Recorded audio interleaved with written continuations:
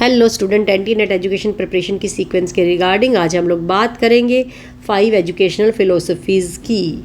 वैसे तो अगर हम लोग बात करें 5 एजुकेशनल फ़िलोसफीज़, आइडियलिज़म, नेचुरलिज़म, रियलिज़म, प्रैग्मेटिज़म, एग्जिस्टेंशियलिज़म, इनके टॉपिक्स बहुत बड़े बड़े हैं, ठीक है। लेकिन इस वीडियो में मैंने ये कवर किया है कि किस तरीके से आप इनके बीच में डिफ्रेंशिएट कर पाएँ। आप एग्ज़ाम में इनसे रिलेटेड जो क्वेश्चंस आते हैं उनमें आपका जो पकड़ है वो अच्छे से हो पाए। बाकी इनके बारे में डिटेल स्टडी तो आप करेंगे ही करेंगे। चलिए, अगर बात करें आइडियलिज़म की, तो आइडियलिज़म जो है ये आइडियाज़ और स्पिरिट की बात करता है। It focuses on the mind. Naturalism की बात करें तो ये नेचर और नेचर में रह कर के किस प्रकार से बच्चा ग्रोथ करता है उसकी बात करता है, यानी कि ये बायोलॉजिकल के ऊपर फोकस करता है। रियलिज़म की बात करें तो ये फैक्ट्स रिलेटेड नॉलेज को एम्फेसाइज करता है, फिजिकल वर्ल्ड के बारे में ये बात करता है, यानी कि ऑब्जेक्टिव रियलिटी की जो बात है वो करता है।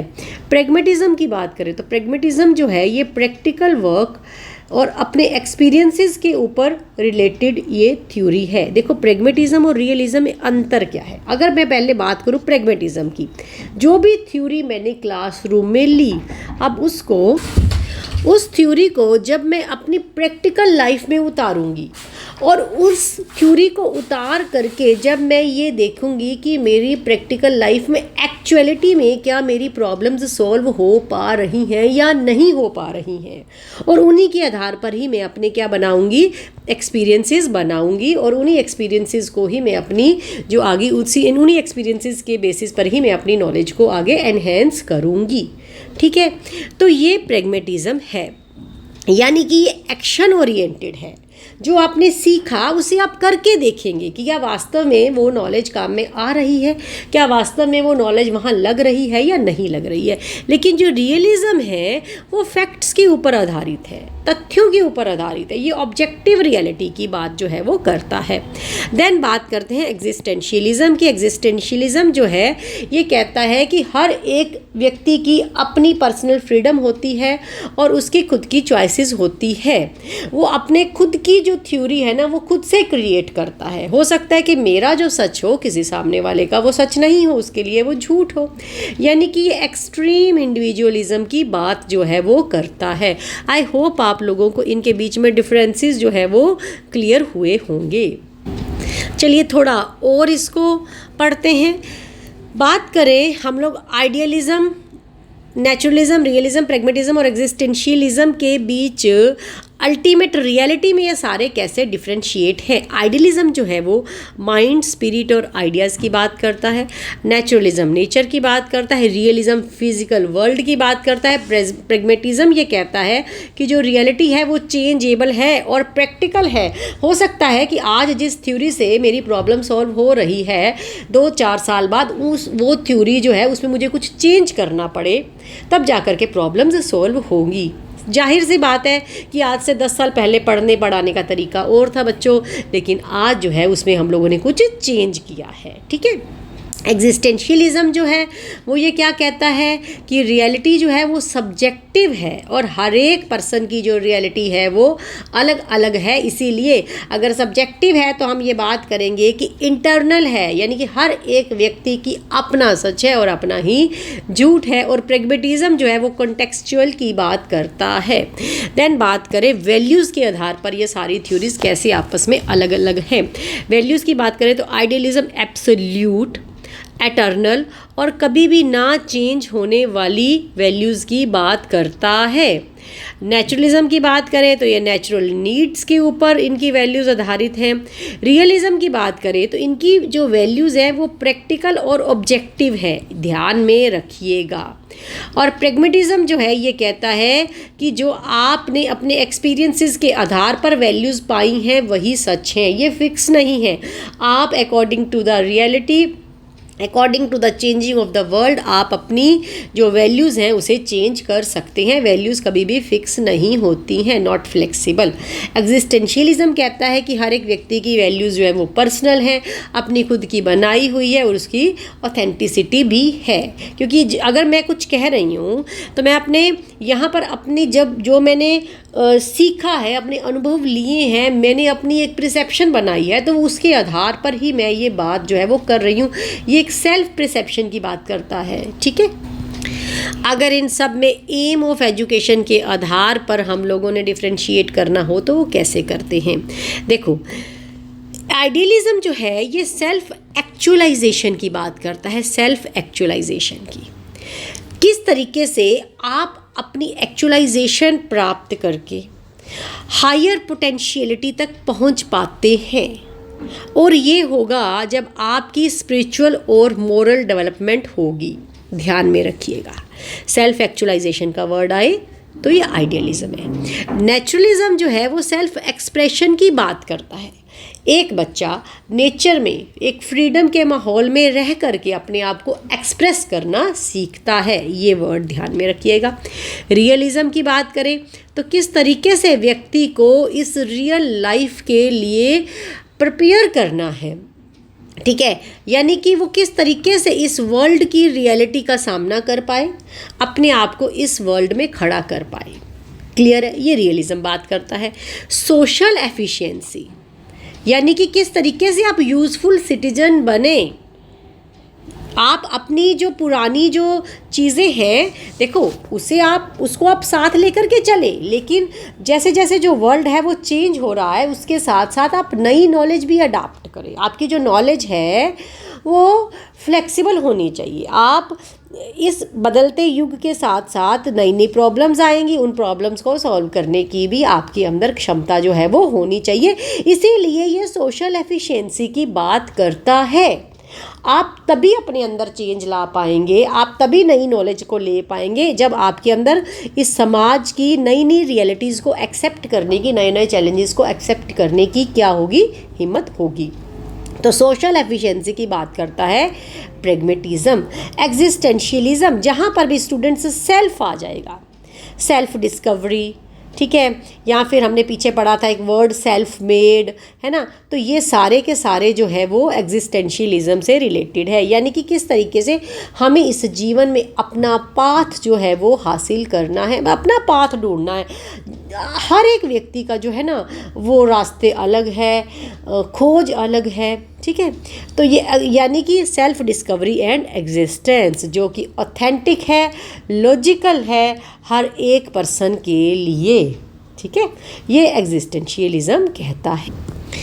चलिए थोड़ा और आगे बढ़ते हैं, देन बात कर लेते हैं हम लोग the classroom dynamic child and teacher. अगर चाइल्ड के रोल की बात करें तो इनको कैसे अलग अलग कर सकते हैं। आइडियलिज्म की बात करें तो इसमें टीचर का रोल डोमिनेंट यानी कि प्रोमिनेंट कह सकते हैं। Teacher as a dominant, teacher को ही यहाँ पर काफ़ी ऊंचा दर्जा दिया जाता है। नेचुरलिज्म की बात करें तो ये चाइल्ड सेंटर्ड है और चाइल्ड को फ्रीडम भी दी जाती है। जो टीचर होता है वो यहाँ पर एक ऑब्जर्वर होता है, एक फैसिलिटेटर की तरह होता है। आइडियलिज्म में टीचर मॉरल होता है, गाइड होता है, टीचर सर्वस्व है आइडियलिज्म में। रियलिज्म की बात करें तो यहाँ पर जो चाइल्ड का जो नेचर है, चाइल्ड यहाँ पर एक पैसिव रिसेप्टर होता है, अडाप्ट्स ओनली टू रियलिटी, यानी कि उसको कुछ चीज़ें सिखाई जाएंगी, भैया ये सच है, और जो टीचर बता रहा है वो फैक्ट्स के आधार पर ही बता रहा है। तो स्टूडेंट के भी दिमाग में यही है कि ये सच है और ये सारी फैक्चुअल चीज़ें हैं, ये रियलिटी है, ऑब्जेक्टिव रियलिटी है, ठीक है। और टीचर यहाँ पर एक इंस्ट्रक्टर की तरह होगा, रियलिज्म में एक फैक्चुअल गाइड की तरह होगा। स्टूडेंट ये बिल्कुल ध्यान में रखिएगा, क्योंकि बच्चे जो है ना वो रियलिज्म की कभी कभी डेफिनेशंस को थोड़ा यहाँ पर थोड़ा सा वो कंफ्यूज हो जाते हैं, लेकिन यहाँ पर भी जो टीचर है वो इंस्ट्रक्टर और एक फैक्चुअल गाइड की तरह ही होता है। यहाँ पर फैक्ट्स की अथॉरिटी होती है, फैक्ट्स जहाँ पर भी वर्ड दिखे यानी कि वो रियलिज्म है, ठीक है। और टीचर यहाँ पर भी एज एन इंस्ट्रक्टर ही होता है। प्रेगमेटिज्म की बात करें तो प्रेगमेटिज्म में जो learning by doing, active participation, जो कोलैबोरेटिव यहाँ पर लर्निंग कह सकते हो। जो टीचर होता है वो गाइड हेल्पर होता है और हमेशा बच्चों की प्रॉब्लम्स को सॉल्व करने की कोशिश जो है वो करता है। नई नई चीज़ें, नया नया ज्ञान वो भी अडाप्ट करता है, नई नई टेक्निक्स टीचर भी अडाप्ट करता है और प्लस बच्चों को भी अप टू डेट वो रखता है प्रैग्मेटिज्म में। एग्जिस्टेंशियलिज्म की बात करें, जो बच्चा है उसकी अपनी चॉइसेस होती हैं एंड फ्रीडम आर सेंट्रल। हाँ, उसकी फ्रीडम के ऊपर फोकस किया जाता है। यहाँ पर भी उसको फ्रीडम दी जाती है, नेचुरलिज्म में भी फ्रीडम दी जाती है, ठीक है। और यहाँ पर उसकी खुद की चॉइसेस होती है एग्जिस्टेंशियलिज्म में। और जो टीचर है वो एक सपोर्टर की तरह काम जो है वो करता है, लेकिन यहाँ पर चॉइसेस जो होती है वो बच्चे की खुद की होती है। क्लियर है? यानी कि ये नॉन डायरेक्टिव है लगभग। यहाँ पर जो ज़्यादा अगर दोनों में कहा जाए ना कि नेचुरलिज्म और एग्जिस्टेंशियलिज्म, तो नेचुरलिज्म में फिर भी टीचर का एक थोड़ा सा कह सकते हैं कि एग्जिस्टेंशियलिज्म से थोड़ा सा ज़्यादा रोल होता है। लेकिन एग्जिस्टेंशियलिज्म में जो है ना, यहाँ पर जो अपन ये भी कह सकते हैं कि बच्चा खुद को, अपने आप को भी वो गाइड करता है। क्लियर है? चलिए नेक्स्ट थोड़ा सा और डिफ्रेंशिएट करते हैं इनके बीच में। एप्लीकेशन की बात करें, करिकुलम और मेथड्स कैसे रहेंगे। करिकुलम की बात करें तो आइडियलिज्म में लिटरेचर, एथिक्स, रिलीजन और आर्ट्स यानी कि ह्यूमैनिटीज़ के सब्जेक्ट आते हैं। नेचुरलिज्म में फिजिकल वर्ल्ड से जितने भी रिलेटेड सब्जेक्ट है, साइंस हो गया, नेचर हो गया, हेल्थ, गेम्स हो गई। अगर रियलिज्म की बात करें तो रियलिज्म जो है वो स्टेम फोकसेस होता है। इसमें साइंस आएगी, मैथ्स आएगी, प्रैक्टिकल सब्जेक्ट्स आएंगे रियलिज्म में, ध्यान में रखिएगा। और स्टेम फोकसेस कौन होता है? रियलिज्म होता है। आजकल तो 3rd 4th क्लासेस में ही ये जो इस तरीके से बच्चों को ये जो स्टेम फोकसेस जो है ना वो करवाया जा रहा है, काफ़ी स्कूलों में ये है। प्रैग्मेटिज्म की बात करें तो इसमें प्रोजेक्ट्स, लाइफ और सोशल प्रॉब्लम्स की बात की जाती है। ये इंटरडिसिप्लिनरी की बात जो है वो करता है।